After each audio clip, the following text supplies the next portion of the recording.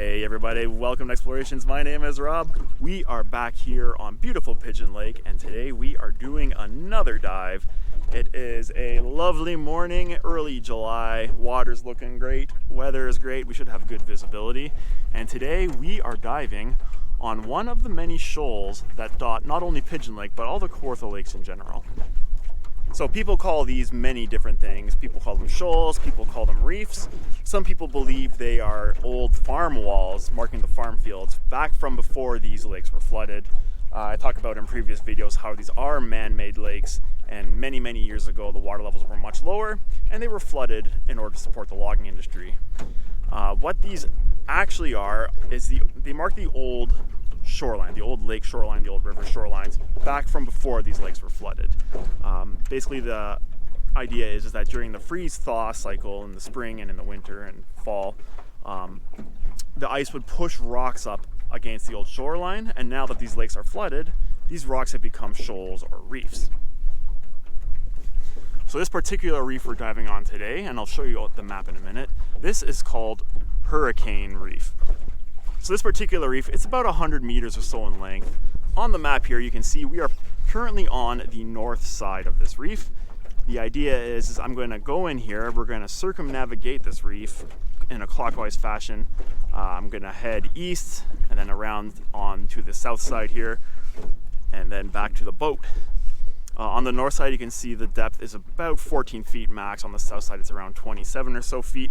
I don't know if we are going to get to that depth. This is going to be a relatively shallow dive, but we should see lots of interesting stuff. As you can see, this is a very popular fishing spot, so I'm expecting to see some decent sized fish down here.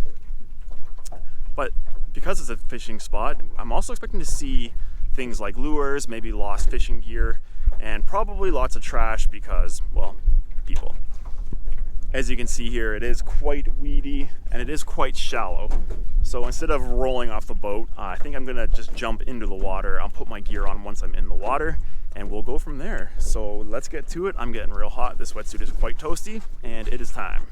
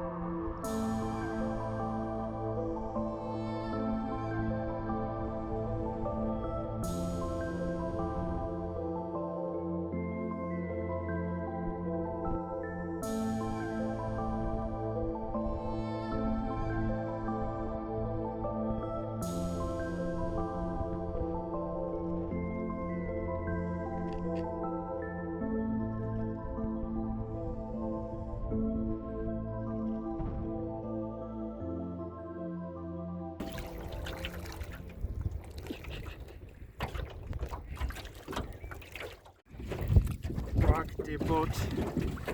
Don't rock the boat, baby.